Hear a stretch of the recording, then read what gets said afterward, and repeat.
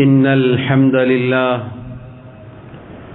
نحمده ونستعينه ونستغفره ونعوذ بالله من شرور أنفسنا ومن سيئات أعمالنا من يهده الله فلا مضل له ومن يضلل فلا هادي له وأشهد أن لا إله إلا الله وحده لا شريك له وأشهد أن محمدا عبده ورسوله يا أيها الذين آمنوا اتقوا الله حق تقاته ولا تموتن إلا وأنتم مسلمون يا أيها الناس اتقوا ربكم الذي خلقكم من نفس واحدة وخلق منها زوجها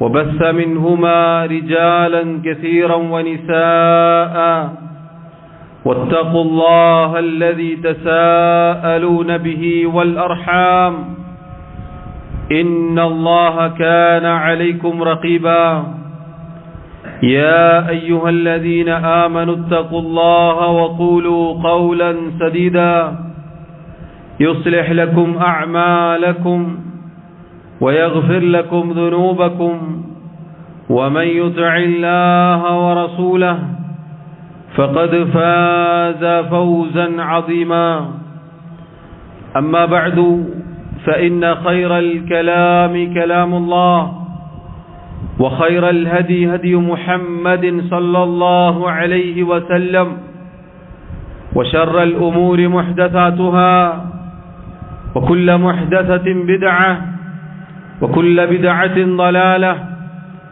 وكل ضلالة في النار. ബഹുമാന്യരായ സഹോദരങ്ങളെ സഹോദരിമാരെ, അല്ലാഹു സുബ്ഹാനഹു വ തആലയെ ജീവിതത്തിന്റെ എല്ലാ മേഖലകളിലും സൂക്ഷിക്കണേ എന്ന് സ്വന്തത്തെ മറക്കാതെ ഓരോരുത്തരോടും ഉണർത്തുകയാണ്, വസിയ്യത്ത് ചെയ്യുകയാണ്. റബ്ബ് സുബ്ഹാനഹു വ തആല പറയുന്ന എനിക്കും കേൾക്കുന്ന നിങ്ങൾക്കും തൗഫീഖ് നൽകി അനുഗ്രഹിക്കുമാറാവട്ടെ. സഹോദരങ്ങളെ സഹോദരിമാരെ, അല്ലാഹു സുബ്ഹാനഹു വ തആല അവന്റെ കിതാബിൽ സൂറത്തുൽ മുൽക്കിലൂടെ നമ്മെ അറിയിച്ചു, അല്ലദീ ഖലഖൽ മൗത വൽ ഹയാത ലിയബ്ലുവകും അയ്യുകും അഹ്സനു അമലാ വഹുവൽ അസീസുൽ ഗഫൂർ. അല്ലാഹു സുബ്ഹാനഹു വ തആല അവന്റെ മുൽക്കിനെ കുറിച്ച്, അധികാരത്തെക്കുറിച്ച് പറഞ്ഞതിന് ശേഷം ആ റബ്ബ് എങ്ങനെയുള്ളവനാണ്, അവനാകുന്നു ജീവിതവും മരണവും സൃഷ്ടിച്ചത്. എന്തിനു വേണ്ടിയാണ് അല്ലാഹു തആല നമ്മെ സൃഷ്ടിച്ചത്, നമ്മെ ജീവിപ്പിക്കുന്നത്? നമ്മുടെ ആയുസ് വന്നെത്തിയാൽ നാം മരിച്ചു പോകുന്നത്. ഈ ദുനിയാവിലെ ചുരുങ്ങിയ ജീവിതം അതെന്തിനു വേണ്ടിയാണ്? ലിയബ്ലുവകും അയ്യുകും അഹ്സനു അമല, നിങ്ങളിൽ ആരാണ് ഏറ്റവും നന്നായി പ്രവർത്തിക്കുന്നത് എന്ന് പരീക്ഷിക്കുവാൻ വേണ്ടിയാണ്. അല്ലാഹു തആല അൽ അസീസാണ്, അവൻ പ്രതാപിയാണ്, അവൻ ഏറെ പൊറുക്കുന്നവനുമാകുന്നു. സഹോദരങ്ങളെ സഹോദരിമാരെ, അല്ലാഹു സുബ്ഹാനഹു വ തആല നമ്മെ സൃഷ്ടിച്ചത്, നാം ജീവിച്ചുകൊണ്ടിരിക്കുന്നത്, ഈ ദുനിയാവിലെ ജീവിതം എന്നത് പരീക്ഷണമാണ്. എന്താണ് പരീക്ഷണം? ഏറ്റവും നന്നായി ആര് പ്രവർത്തിക്കുന്നു എന്നുള്ള പരീക്ഷണമാണ്.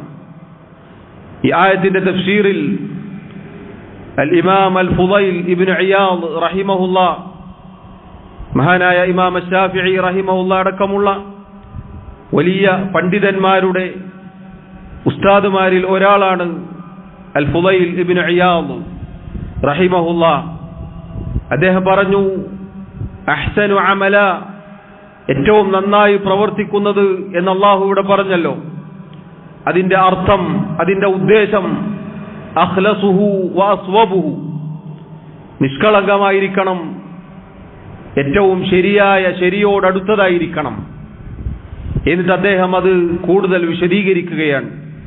ഫഇന്നൽ അമല ഇദാ കാന ഖാലിസൻ വലം യകുൻ സവാബൻ ലം യുഖ്ബൽ.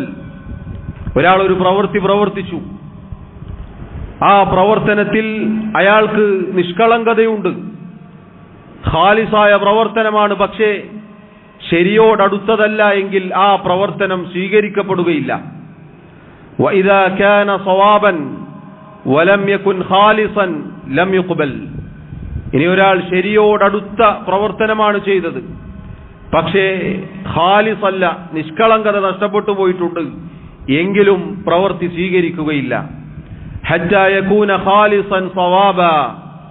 നിഷ്കളങ്കമായി തീരുന്നതുവരേക്കും, ശരിയോടടുത്തതായി തീരുന്നതുവരേക്കും ഒരു അമൽ സ്വീകരിക്കപ്പെടുകയില്ല എന്ന് ചുരുക്കം. എന്നിട്ട് അദ്ദേഹം പറയുന്നു വൽ ഖാലിസു, ഇവിടെ അഖ്ലസുഹു ഖാലിസൻ എന്നൊക്കെ പറഞ്ഞല്ലോ.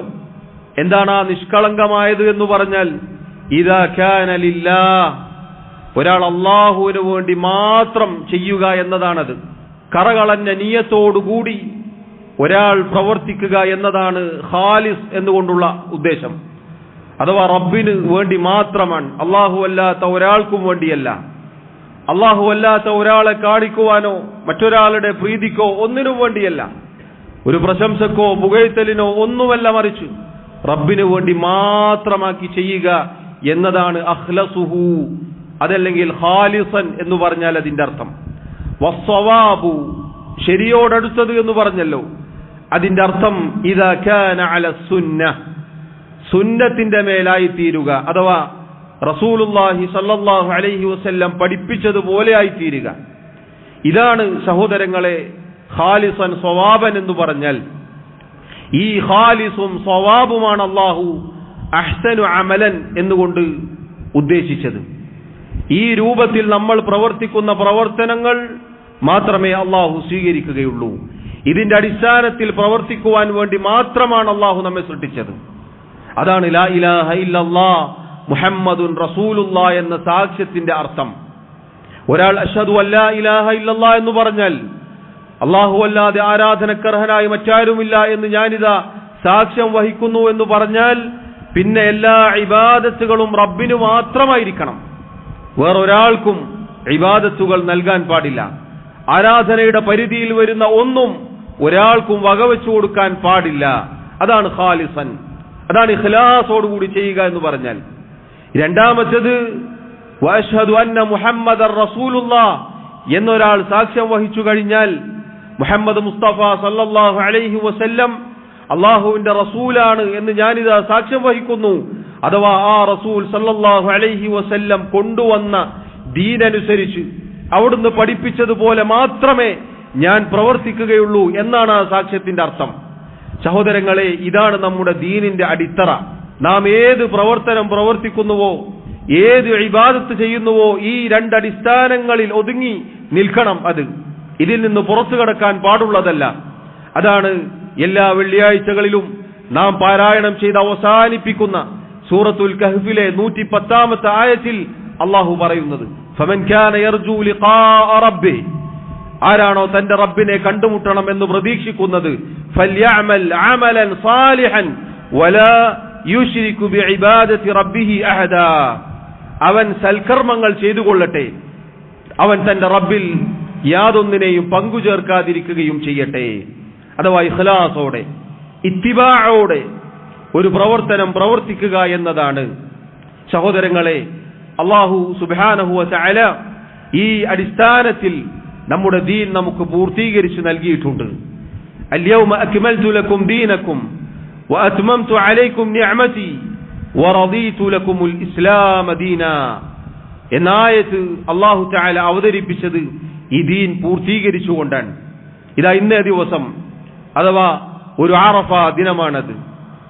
ആ ദിവസത്തിൽ നിങ്ങളുടെ ദീനിത ഞാൻ പൂർത്തീകരിച്ചു നൽകുന്നു, എന്റെ അനുഗ്രഹമിത ഞാൻ നിങ്ങൾക്ക് സമ്പൂർണമാക്കി തന്നിരിക്കുന്നു, ഇസ്ലാമിനെ നിങ്ങൾക്കിതാ മതമായി നാം തൃപ്തിപ്പെട്ട് നൽകുകയും ചെയ്തിരിക്കുന്നു.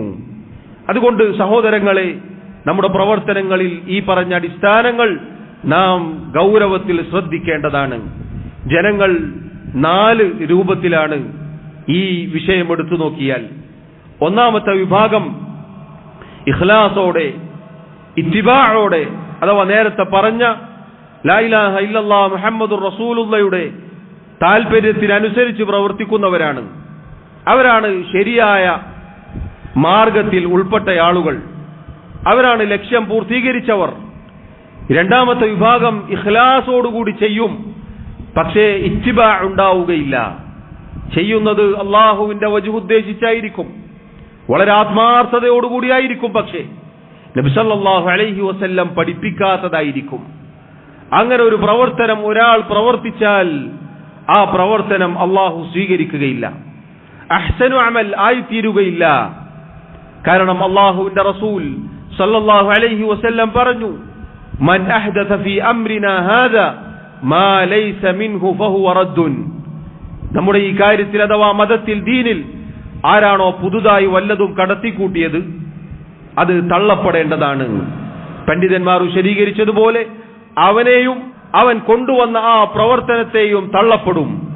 മറ്റൊരു റിവായത്തിൽ കാണാം, മൻ അമില അമലൻ ലൈസ അലൈഹി അംറുനാ ഫഹുവ റദ്ദുൻ. നമ്മുടെ ഈ കാര്യത്തിൽ അഥവാ ദീനിൽ ഇല്ലാത്ത ഒരു പ്രവർത്തനം ആരെങ്കിലും പ്രവർത്തിച്ചാൽ അത് തള്ളപ്പെടേണ്ടതാണ്. എന്ന് പറഞ്ഞാൽ ഈ ദീനിൽ പുതുതായി ഒരു കാര്യം ഉണ്ടാക്കുവാനോ ഉണ്ടാക്കി വെച്ചത് പ്രവർത്തിക്കുവാനോ പാടുള്ളതല്ല, അത് റദ്ദുൻ അഥവാ മർദൂദുൻ, തള്ളപ്പെടേണ്ടതാണ് എന്ന് അള്ളാഹുവിന്റെ റസൂൽ സല്ലല്ലാഹു അലൈഹി വസല്ലം അറിയിക്കുന്നു. അതിനാണ് സഹോദരങ്ങളെ പുത്തനാചാരങ്ങൾ ബിദ്അത്ത് എന്ന് പറയുക. ഒരാൾ ഇഖ്ലാസോടുകൂടിയാണ് ചെയ്യുന്നത്, പക്ഷേ നബി സല്ലല്ലാഹു അലൈഹി വസല്ലം പഠിപ്പിക്കാത്തതാണെങ്കിൽ അത് ബിദ്അത്താണ്. എന്താണ് ബിദ്അത്ത് എന്ന് പറഞ്ഞാൽ? ബിദ്അത്ത് എന്ന് പറഞ്ഞാൽ ഭൗതികമായ പുതിയ പുതിയ കാര്യങ്ങൾക്കും ഭാഷാപരമായി പുതിയത് എന്ന അർത്ഥത്തിൽ ബിദ്അത്ത് എന്ന് പ്രയോഗിക്കും. ഈ സംസാരിക്കുന്ന മൈക്ക്, നമ്മൾ ഈ ഇരിക്കുന്ന ഹാൾ, ഇവിടെയുള്ള AC, മറ്റു സൗകര്യങ്ങൾ, കെട്ടിടം, മദ്രസ, സിലബസ്, പാഠപുസ്തകങ്ങൾ, ബെഞ്ചും ഡെസ്കും തുടങ്ങി എല്ലാം പുതിയതാണ്, ആധുനിക സൗകര്യങ്ങളാണ്. അതൊരർത്ഥത്തിൽ ഭാഷാപരമായി എന്താണ്? പുതിയ കാര്യങ്ങളാണ്. അതെത്ര കണ്ട് പുരോഗമിക്കുന്നുവോ അതിനനുസരിച്ച് നമുക്കത് ഉപയോഗിക്കാം. ഭൗതികമായ വളർച്ചക്കനുസരിച്ച് നമ്മൾ മാറിക്കൊണ്ടേയിരിക്കും. ഉദാഹരണത്തിന് മൊബൈൽ ഫോൺ എടുക്കുകയാണെങ്കിൽ നിങ്ങൾ നോക്കൂ, അതിന്റെ തുടക്കം എങ്ങനെയായിരുന്നു, ഇപ്പോൾ എങ്ങനെയാണ്? ശബ്ദരേഖ കൊണ്ട് കാര്യങ്ങൾ പ്രവർത്തിക്കാൻ മാത്രമുള്ള ടെക്നോളജിയിലേക്ക് അതെത്തി. ഒരു 30 വർഷങ്ങൾക്ക് മുന്നേ ഒരാളോട് നമ്മൾ പറയുകയാണ്, കുറച്ചു കാലം കഴിഞ്ഞാൽ ഇതാ ഇന്നൊരു കാര്യം ചെയ്യൂ എന്ന് പറഞ്ഞാൽ, മൊബൈൽ സ്വയം ചെയ്യൂ എന്ന് പറഞ്ഞാൽ അയാൾ അത് വിശ്വസിക്കുകയില്ല. പറയുന്നവന് ഭ്രാന്താണെന്ന് പറയും. പക്ഷേ ആധുനിക സൗകര്യങ്ങൾ വളർന്നു, അതിനനുസരിച്ച് നമ്മളും മാറി. അത് ഭാഷാപരമായ ബിദ്അത്ത് എന്ന് പറയാൻ വേണമെങ്കിൽ നബി സല്ലല്ലാഹു അലൈഹി വസല്ലം പറഞ്ഞ ഈ പുതിയ കാര്യങ്ങൾ എന്നത് സഹോദരങ്ങളെ ഭൗതികമായ മാറ്റങ്ങളല്ല, മറിച്ച് ദീനിലുള്ള മാറ്റങ്ങളാണ്. ദീനിൽ ഒരാൾ പുതുതായി കാലത്തിനനുസരിച്ച് കൊണ്ടുവന്നാൽ അത് മർദൂദുൻ, അത് തള്ളപ്പെടേണ്ടതാണ്. ഇമാം അശ്ശാതിബി റഹിമഹുല്ലാഹ്, മഹാനായ അഹ്ലുസുന്ന വൽ ജമാഅത്തിന്റെ പണ്ഡിതനാണ് അദ്ദേഹം ബിദ്അത്തിനെ മനോഹരമായി നിർവചനം പറഞ്ഞിട്ടുണ്ട്. അദ്ദേഹത്തിന്റെ അൽ ഇഅ്തിസാം എന്ന കിതാബിൽ പറയുകയാണ്, ഫൽ ബിദ്അതു ഇദൻ, ബിദ്അത്ത് എന്ന് പറഞ്ഞാൽ ഇബാറത്തുൻ അൻ ത്വരീഖത്തിൻ ഫിദ്ദീനി മുഖ്തറഅത്തിൻ, ദീനിൽ പുതുതായി കടത്തിക്കൂട്ടുന്ന ഒരു മാർഗത്തിനാണ് ബിദ്അത്ത് എന്ന് പറയുക. ഞാൻ നേരത്തെ പറഞ്ഞതുപോലെ ഭൗതികമായ കാര്യങ്ങളല്ല ഇവിടെ ഉദ്ദേശം, മറിച്ച് ദീനിൽ ഒരാൾ പുതുതായി വല്ലതും കടത്തിക്കൂട്ടുകയാണ്. തുലാഹി അശ്ശറഇയ്യ, എന്താണ് ആ കടത്തിക്കൂട്ടപ്പെട്ടതിന്റെ പ്രത്യേകത? ആ കടത്തിക്കൂട്ടപ്പെട്ടത് ശറഇലെ ഇബാദത്തുകളോട് സാദൃശ്യമുണ്ടാകും. ഇപ്പൊ ബിദ്അത്തായി കൊണ്ടുവരിക എന്താണ്? മദ്യപാനമോ വിചാരമോ മോഷണമോ ഒന്നുമല്ല കൊണ്ടുവരിക. പിന്നെയോ നിസ്കാരം, നോമ്പ്, അതുപോലെ സ്വലാത്ത്, ദിക്റുകൾ, അങ്ങനെയുള്ള വിശ്വാസ കർമ്മങ്ങൾ, ആചാരങ്ങൾ, അനുഷ്ഠാനങ്ങൾ. യഥാർത്ഥത്തിൽ ശരീഅത്തിൽ അത്തരം കാര്യങ്ങളുണ്ട്. കൃത്യമായി സമയവും കാലവും എണ്ണവും ഒക്കെ പഠിപ്പിക്കപ്പെട്ട രൂപത്തിൽ അതുണ്ടായിരിക്കും. അതിനോട് സാദൃശ്യമുള്ളതായിരിക്കും കൊണ്ടുവരിക. എന്തിനാണ് അവർ കൊണ്ടുവരുന്നത്? യുഖ്സദു ബിസ്സുലൂകി അലൈഹ അൽമുബാലഗതു ഫിത്തഅബ്ബുദി ലില്ലാഹി സുബ്ഹാനഹു, അല്ലാഹു സുബ്ഹാനഹു വ തആലക്കുള്ള ആരാധനയായിക്കൊണ്ട് റബ്ബിൽ നിന്ന് കൂലി കിട്ടണം, പ്രതിഫലം ലഭിക്കണം എന്ന അർത്ഥത്തിലാണ് അതൊരാൾ പ്രവർത്തിക്കുക. ഇതാണ് സഹോദരങ്ങളെ ബിദ്അത്ത് എന്ന് പറഞ്ഞാൽ. ഈ അർത്ഥത്തിൽ പരിശോധിച്ചു നോക്കൂ. ഈ ദീനിൽ പുതുതായി കടത്തിക്കൂട്ടപ്പെട്ട കാര്യങ്ങൾ എടുത്തു നോക്കിയാൽ ദീനിലുള്ള പല കാര്യങ്ങളോടും അതിന് സാദൃശ്യമുണ്ടാകും. ഇപ്പൊ പുതിയ പുതിയ എണ്ണവും കണക്കും പറഞ്ഞുകൊണ്ടുള്ള നിസ്കാരങ്ങൾ നമുക്ക് കാണാം. അതുപോലെ തന്നെ ദിക്റുകൾ ഇല്ലാത്ത എണ്ണം പറഞ്ഞുകൊണ്ട് ദിക്റുകൾ കടത്തിക്കൂട്ടപ്പെട്ടിട്ടുണ്ട്. അതുപോലെ സ്വലാത്ത്, അതുപോലെ തന്നെ നോമ്പ്, അള്ളാഹുവിന്റെ റസൂൽ സല്ലല്ലാഹു അലൈഹി വസല്ലം പഠിപ്പിക്കാത്ത സമയവും കാലവും എണ്ണവും ഒക്കെ നിശ്ചയിച്ചുകൊണ്ട് ആളുകൾ ചെയ്യും. ഇതാണ് ബിദ്അത്ത് എന്ന് പറഞ്ഞാൽ. അതൊരാൾ ഇഖ്ലാസോടുകൂടി ചെയ്തിട്ടും കാര്യമില്ല, അള്ളാഹു സ്വീകരിക്കുകയില്ല. കാരണം ഖാലിസൻ സ്വവാബൻ എന്നാണ് പണ്ഡിതന്മാർ പറഞ്ഞിട്ടുള്ളത്. മൂന്നാമത്തെ വിഭാഗം സഹോദരങ്ങളെ, ഇത്തിബാ ഉണ്ടാകും, പക്ഷേ ഇഖ്ലാസ് ഉണ്ടാവുകയില്ല. ഒരാൾ സുന്നത്തിനോട് യോജിച്ചതായിരിക്കും ചെയ്യുക, നല്ല ഇബാദത്തുകളൊക്കെ കൃത്യമായി ചെയ്യും, പക്ഷെ അയാളുടെ നീയത്ത് മാറിപ്പോകും. അള്ളാഹു നമ്മെ കാത്തുരക്ഷിക്കുമാറാവട്ടെ. തൗഹീദിന്റെ ആളുകൾ ഞാനും നിങ്ങളും ശ്രദ്ധിക്കേണ്ട കാര്യമാണിത്. നമ്മൾ ചെയ്യുന്നത് കൃത്യമായിരിക്കും, പക്ഷേ നമ്മുടെ ഇഖ്ലാസ് ചോർന്നു പോയാൽ അള്ളാഹു സ്വീകരിക്കുകയില്ല. നാലാമത്തെ വിഭാഗം ഈ പറഞ്ഞ ഒന്നുമില്ലാത്തവർ, അഥവാ മുസ്ലിമീങ്ങളല്ലാത്ത വിശ്വാസികളല്ലാത്ത ആളുകൾ. ഇതാണ് പൊതുവെ സഹോദരങ്ങളെ 4 രൂപത്തിൽ ഈ ആയത്തും അതിന്റെ വിശദീകരണവും എടുത്തു നോക്കിയാൽ ജനങ്ങളിൽ നമുക്ക് കാണാൻ സാധിക്കുക. ഈ ഒരാമുഖം പ്രിയമുള്ളവരെ നമ്മുടെ മനസ്സിൽ ഉണ്ടായിരിക്കണം. നമ്മുടെ ദീനിന്റെ അടിത്തറയാണിത്. നാം ഏത് പ്രവർത്തനം പ്രവർത്തിക്കുമ്പോഴും ഇഖ്ലാസും ഇത്തിബാഉം ഉണ്ടായിരിക്കണം. പരിശുദ്ധ ഖുർആനിലെ ആയത്തുകൾ തെളിവായി നമ്മൾ കേട്ടു. നബി സല്ലല്ലാഹു അലൈഹി വസല്ലമയുടെ ഹദീസുകൾ നമ്മൾ കേട്ടു. മഹാന്മാരായ ഉലമാക്കളുടെ വാക്കുകൾ നമ്മൾ കേട്ടു. ഇനിയാണ് വിഷയത്തിലേക്ക് വരാനുള്ളത്. അതാ സഫർ അവസാനിക്കുകയും റബീഉൽ അവ്വൽ ആരംഭിക്കുകയും ചെയ്യാൻ ഏതാനും ദിവസങ്ങൾ ബാക്കിയുണ്ട്. അല്ലാഹുവിന്റെ റസൂൽ സല്ലല്ലാഹു അലൈഹി വസല്ലമയോടുള്ള സ്നേഹമെന്ന പേരിൽ, നബി സല്ലല്ലാഹു അലൈഹി വസല്ലമയോടുള്ള ആദരവ് എന്ന പേരിൽ നമ്മുടെ നാട്ടിൽ ബഹുഭൂരിപക്ഷം വരുന്ന ആളുകൾ മീലാദുൻ നബി ആഘോഷിക്കാൻ ഒരുങ്ങുകയാണ്. യഥാർത്ഥത്തിൽ സഹോദരങ്ങളെ, അല്ലാഹുവിന്റെ റസൂൽ സല്ലല്ലാഹു അലൈഹി വസല്ലമയെ സ്നേഹിക്കരുത് എന്ന് ഒരു മുസ്ലിമും പറയുകയില്ല. മുസ്ലിമാണോ മുഅ്മിനാണോ നബി സല്ലല്ലാഹു അലൈഹി വസല്ലമയെ സ്വന്തത്തേക്കാൾ, മാതാപിതാക്കളെക്കാൾ, മക്കളെക്കാൾ, മറ്റുള്ള സർവ്വജനങ്ങളെക്കാൾ ഒരാൾ സ്നേഹിക്കുന്നത് വരേക്കും അയാൾ പരിപൂർണ മുഅ്മിനാവുകയില്ല. മഹാനായ ഖലീഫ ഉമർ ഇബ്നുൽ ഖത്താബ് റളിയല്ലാഹു അൻഹുവിനോട് വരെ നബി സല്ലല്ലാഹു അലൈഹി വസല്ലം പറഞ്ഞതാണിത്. ഉമർ റളിയല്ലാഹു അൻഹു പറഞ്ഞു, നബിയെ, ഞാൻ കഴിഞ്ഞാൽ പിന്നെ എനിക്ക് ഏറ്റവും ഇഷ്ടം അങ്ങയോടാണ്. അവിടുന്ന് പറഞ്ഞു, ഇല്ല ഉമറേ, ഈമാൻ ശരിയായിട്ടില്ല. അപ്പോൾ അദ്ദേഹം തിരുത്തി. അദ്ദേഹം പറഞ്ഞു, നബിയെ, എന്നേക്കാൾ, മറ്റുള്ള എല്ലാറ്റിനേക്കാൾ എനിക്ക് ഏറ്റവും പ്രിയപ്പെട്ടത് നബിയെ അങ്ങൊന്നാണ്. അവിടുന്ന് പറഞ്ഞു, അൽ ആന യാ ഉമർ, ഉമറേ, ഇപ്പോഴാണ് ശരിയായത്. ഇതാണ് സഹോദരങ്ങളെ നമ്മുടെ അഖീദ, ഇതാണ് നമ്മുടെ മൻഹജ്, ഇതാണ് നമ്മുടെ ദീൻ. എന്നിരിക്കെ എന്തുകൊണ്ട് റസൂലുള്ളാഹി സ്വല്ലല്ലാഹു അലൈഹി വസല്ലമയുടെ മൗലിദ് ആഘോഷിക്കാൻ പാടില്ല, എന്തുകൊണ്ടത് ബിദ്അത്താണ് എന്ന് നാം പറയുന്നു? എന്താണ് അതിന്റെ പിന്നിലുള്ള തെളിവുകൾ? അതിലൊന്നാമത്തേത് പണ്ഡിതന്മാർ പറഞ്ഞു, അല്ലാഹുവിന്റെ റസൂൽ സല്ലല്ലാഹു അലൈഹി വസല്ലം നുബുവത്ത് കിട്ടിയതിന് ശേഷം 22 റബീഉൽ അവ്വൽ, അതല്ലെങ്കിൽ 23 റബീഉൽ അവ്വൽ കഴിഞ്ഞുപോയി. ഒരൊറ്റ റബീഉൽ അവ്വൽ 12നും അവിടുന്ന് മൗലിദ് ആഘോഷിച്ചിട്ടില്ല. റസൂലുള്ളാഹി സ്വല്ലല്ലാഹു അലൈഹി വസല്ലമയുടെ കാലശേഷം സഹാബത്ത് ജീവിച്ചു, അവിടുത്തെ പ്രിയ പത്നിമാർ ജീവിച്ചു. അവരിൽ ഒരാൾ പോലും ഇങ്ങനെ ഒരു മീലാദുൻ നബി ആഘോഷിച്ചിട്ടില്ല. അതുകൊണ്ട് തന്നെ ഈ ആഘോഷം ദീനിൽ പുതിയതായി കടത്തിക്കൂട്ടപ്പെട്ടതാണ്. ഇങ്ങനെ ഒരു സമ്പ്രദായം ദീനിൽ പുതുതായി ഉണ്ടായതാണ്. അതുകൊണ്ട് അത് ബിദ്അത്താണ്. നേരത്തെ നമ്മൾ പറഞ്ഞ അടിസ്ഥാനത്തിലേക്ക് മടങ്ങുക.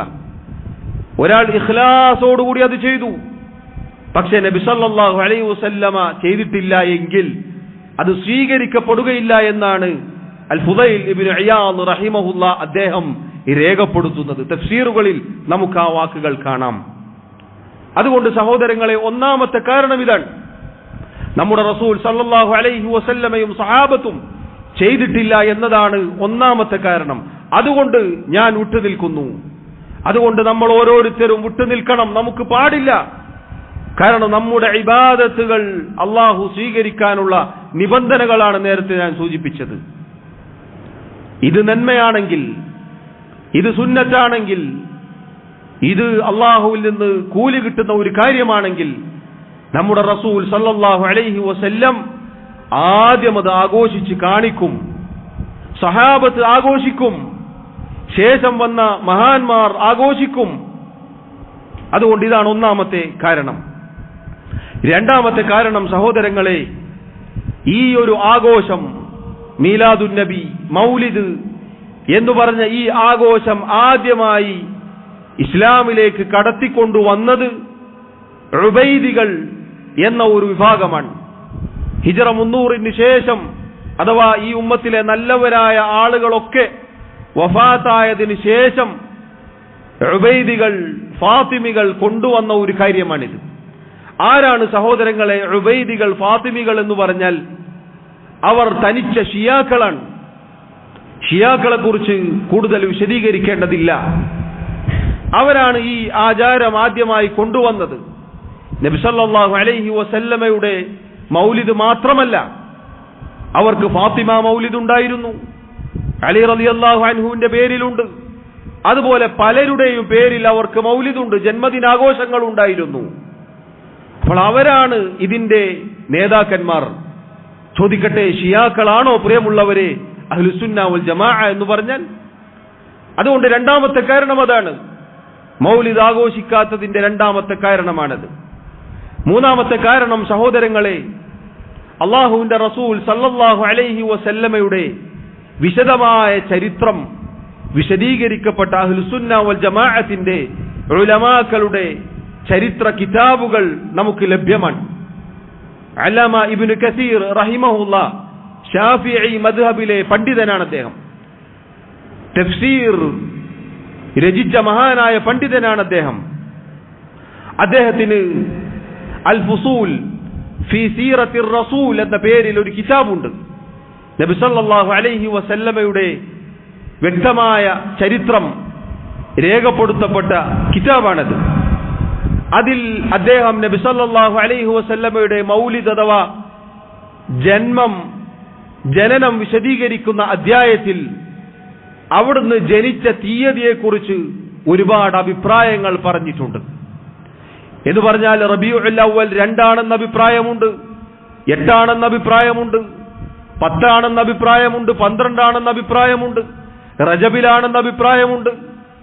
അങ്ങനെ ധാരാളം അഭിപ്രായങ്ങൾ ആ വിഷയത്തിൽ അദ്ദേഹം രേഖപ്പെടുത്തിയിട്ടുണ്ട്. ഇത് പൊതുവെ ചരിത്രകാരന്മാർക്കിടയിൽ അഭിപ്രായ വ്യത്യാസത്തിലുള്ള ഒരു കാര്യമാണ്. എന്നിരിക്കെ പ്രിയമുള്ളവരെ, റബീഉൽ അവ്വൽ 12 ആണ് എന്ന് ഉറപ്പിച്ചുകൊണ്ട് ഇതെങ്ങനെ ആഘോഷിക്കാൻ സാധിക്കും? അതുകൊണ്ട് മൂന്നാമത്തെ കാരണം, നബി സല്ലല്ലാഹു അലൈഹി വസല്ലം ജനിച്ചതിന് റബീഉൽ അവ്വൽ 12 എന്ന ഉറപ്പിക്കുന്ന ഒരു രേഖയും ഇല്ലാത്തത് കൊണ്ട് തന്നെ റബീഉൽ അവ്വൽ 12 ഒരു മൗലിദ് പാടില്ലാത്തതാണ് എന്ന് പണ്ഡിതന്മാർ രേഖപ്പെടുത്തി. നാലാമത്തെ കാരണം, മൗലിദ് ആഘോഷിക്കാത്തതിന്റെ നാലാമത്തെ കാരണം സഹോദരങ്ങളെ, ഇതിന്റെ തുടക്കം ബിദ്അത്താണെങ്കിലും, ഇതിന്റെ അടിസ്ഥാനം ബിദ്അത്താണെങ്കിലും, പുത്തനാചാരമാണെങ്കിലും, ഇതിന്റെ പേരിൽ ചൊല്ലപ്പെടുന്ന ധാരാളം മൗലിദ് കിതാബുകളുണ്ട്. മൻഖൂസ് മൗലിദ് അടക്കമുള്ള ഒരുപാട് മൗലിദിന്റെ കിതാബുകൾ പാരായണം ചെയ്യപ്പെടാറുണ്ട്. ആ മൗലിദ് കിതാബുകളിൽ നബി സല്ലല്ലാഹു അലൈഹി വസല്ലമയെ കുറിച്ചുള്ള പാടി പുകഴ്ത്തലുകളാണ്, മദ്ഹാണ് എന്ന പേരിൽ അവിടുത്തോട് വിളിച്ചു പ്രാർത്ഥിക്കുന്ന ശിർക്കിന്റെ ധാരാളം വരികളുണ്ട്. അതുകൊണ്ട് തന്നെ ബിദ്അത്തിൽ തുടങ്ങി ശിർക്കിലേക്ക് എത്തിപ്പെടുന്ന ഒരു ആചാരമാണ് ഇത് എന്ന നിലക്ക് ഒരു മുസ്ലിമിന് ഇത് പാടില്ല. അഞ്ചാമത്തെ കാരണം സഹോദരങ്ങളെ, മൗലിദാഘോഷം എന്നാണ് ഇതിനെക്കുറിച്ച് പറയാറുള്ളത്. ഈദ് മീലാദുൻ നബി എന്നാണ് പരസ്യമായി ഇപ്പോൾ ഫ്ലെക്സുകളും ബോർഡുകളും പ്രത്യക്ഷപ്പെടും, നമുക്ക് കാണാം. ആശംസകൾ അർപ്പിക്കും. അള്ളാഹുവിന്റെ റസൂൽ സല്ലല്ലാഹു അലൈഹി വസല്ലം മദീനയിലേക്ക് കടന്നു വന്നുകൊണ്ട് എല്ലാ ആഘോഷങ്ങളും നിർത്തലാക്കി മുസ്ലിമീങ്ങൾക്ക് രണ്ട് ആഘോഷങ്ങൾ മാത്രം വകവെച്ചു നൽകി. ഒന്ന് ഈദുൽ അദ്ഹ, രണ്ടാമത്തേത് ഈദുൽ ഫിത്ർ. മൂന്നാമത്തൊരു ഈദ് കൂടി ഉണ്ട് എന്ന് അവിടുന്ന് പറഞ്ഞിട്ടില്ല. അല്ലാഹു തആല ഇതാ നിങ്ങൾക്ക് രണ്ട് ആഘോഷങ്ങൾ പകരമായി നൽകുന്നു എന്നാണ് പറഞ്ഞത്. രണ്ട് ആഘോഷങ്ങൾ ഇതാ നിങ്ങൾക്ക് പകരമായി റബ്ബ് സുബ്ഹാനഹു വ തആല നിശ്ചയിച്ചു നൽകുന്നു എന്ന് പറഞ്ഞുകൊണ്ട് അവിടുന്ന് പഠിപ്പിച്ചത് രണ്ട് ആഘോഷങ്ങൾ മാത്രമാണ്. മൂന്നാമത്തൊരു ആഘോഷം ഉണ്ടായിരുന്നുവെങ്കിൽ 13 വർഷങ്ങൾ മക്കയിൽ ജീവിച്ച് മദീനയിലേക്ക് വന്ന നബി സല്ലല്ലാഹു അലൈഹി വസല്ലം ഈ രണ്ട് ആഘോഷങ്ങൾ പഠിപ്പിച്ചു കൊടുക്കുമ്പോൾ, പ്രിയമുള്ളവരെ, മൗലിദാഘോഷം മറന്നതാണോ? അപ്പോഴൊന്ന് ചിന്തിച്ചു നോക്കൂ. ചെറിയ പെരുന്നാളും വലിയ പെരുന്നാളും പറഞ്ഞപ്പോൾ മീലാദുൻ നബി, ഈദ് മീലാദുൻ നബി അവിടുന്ന് മറന്നു എന്ന് വിശ്വസിക്കാൻ ഒരു മുസ്ലിമിന് പാടുണ്ടോ? അതുകൊണ്ട് ഇത് ഈദാണ്, ആഘോഷമാണ്. അങ്ങനെ ഒരു ആഘോഷം ഇസ്ലാമിൽ ഇല്ല തന്നെ. രണ്ട് ആഘോഷങ്ങളല്ലാത്ത മറ്റൊരാഘോഷവും മുസ്ലിമിന് ആഘോഷിക്കാൻ പാടില്ല. അതെന്തിന്റെ പേരിലായാലും ആരുടെ പേരിലായാലും ഒരു മുസ്ലിമിന് മൂന്നാമതൊരാഘോഷമില്ല. മൂന്നാമതൊരാഘോഷം ആശംസ അർപ്പിച്ചുകൊണ്ട് നടത്തണമെങ്കിൽ അത് അല്ലാഹു അവന്റെ റസൂലോ സല്ലല്ലാഹു അലൈഹി വസല്ലം നമുക്ക് പഠിപ്പിച്ചു നൽകണം. അങ്ങനെ ഒരു സംഗതി ഉണ്ടായിട്ടില്ല. അതുകൊണ്ട് സഹോദരങ്ങളെ, ഒരുപാട് കാരണങ്ങൾ ഉണ്ടെങ്കിലും പ്രധാനപ്പെട്ട 5 കാരണങ്ങളാണ് വിശദീകരിച്ചത്. ഈ 5 കാരണങ്ങൾ മതിയായതാണ് ഒരാൾക്ക് ഈ ആഘോഷത്തിൽ നിന്ന് വിട്ടുനിൽക്കാൻ. കാരണം ഇത് നമ്മുടെ ദീനാണ്. നമ്മുടെ ദീൻ നശിപ്പിക്കുന്ന രൂപത്തിൽ നാം ആരെ തൃപ്തിപ്പെടുത്തിയിട്ടും കാര്യമില്ല. അല്ലാഹു തആല നാം ഏറ്റവും നല്ല പ്രവർത്തനം പ്രവർത്തിക്കുന്നത് പരീക്ഷിക്കുവാനാണ് നമ്മെ സൃഷ്ടിച്ചത്. അതുകൊണ്ട് നമ്മുടെ പ്രവർത്തനം ഏറ്റവും നല്ലതാവാൻ ഏറ്റവും നല്ലത് അല്ലാഹു അവന്റെ റസൂലും സല്ലല്ലാഹു അലൈഹി വസല്ലം പഠിപ്പിക്കണം. പിൽക്കാലത്ത് ആരെങ്കിലും വന്ന് പഠിപ്പിക്കാൻ ഈ ദീൻ, ഇസ്ലാം ദീൻ എന്നത് ക്രൈസ്തവ മതം പോലെയല്ല. ഓരോരുത്തരും വന്നിട്ട് അവർക്ക് തോന്നിയതുപോലെ എഴുതി ഉണ്ടാക്കുക, പിന്നീട് കുറച്ചു കാലം അത് ആഘോഷിക്കുക, അല്ലെങ്കിൽ ആചരിക്കുക, പിന്നെ അടുത്ത ആൾ വരിക, മാറ്റി എഴുതുക എന്ന ഒരു സമ്പ്രദായം അല്ലാഹുവിന്റെ ദീനിലില്ല. മറ്റുള്ള ദീനുകളിൽ നിന്നുള്ള വ്യതിരിക്തത അതാണ്.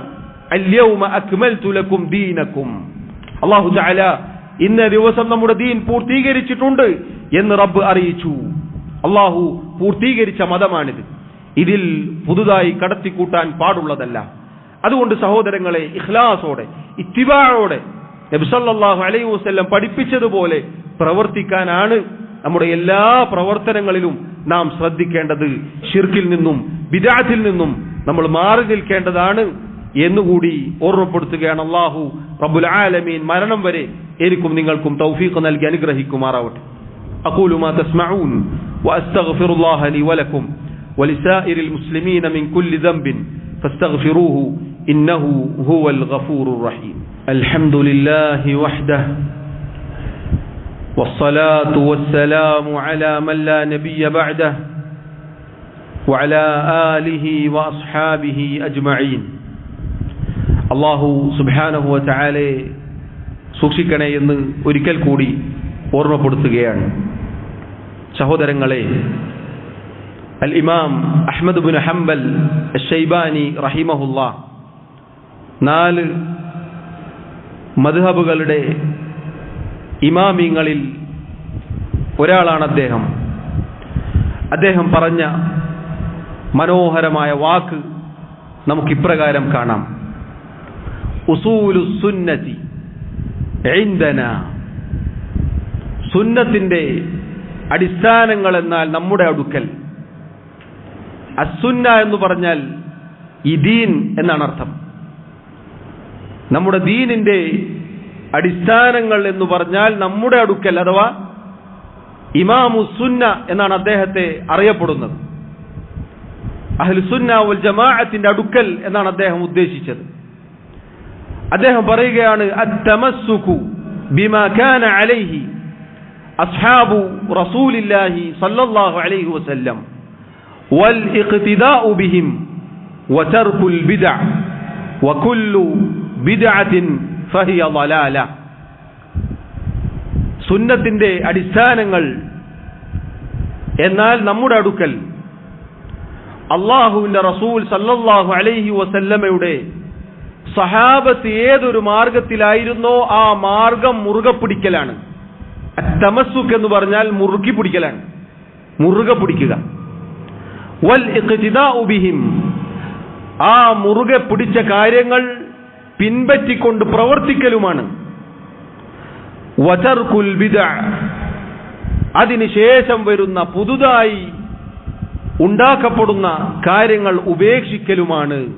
കാരണം വകുല്ലു ബിദ്അത്തിൻ ഫഹിയ ളലാല, എല്ലാ ബിദ്അത്തുകളും ദീനിലേക്ക് കടത്തിക്കൂട്ടപ്പെട്ട പുത്തനാചാരങ്ങൾ മുഴുവനും എല്ലാം ളലാലത്തുൻ, വഴികേടാകുന്നു.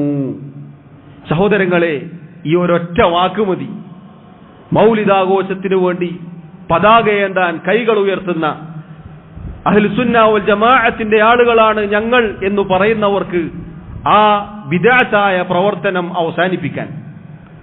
അല്ലാഹുവിന്റെ റസൂൽ സല്ലല്ലാഹു അലൈഹി വസല്ലമയുടെ സ്വഹാബത്ത് ഏതൊരു മാർഗത്തിലായിരുന്നോ ആ മാർഗം മുറുകെ പിടിക്കലും അത് പിൻപറ്റലുമാണെന്ത് അഹ്ലുസുന്ന വൽ ജമാഅ.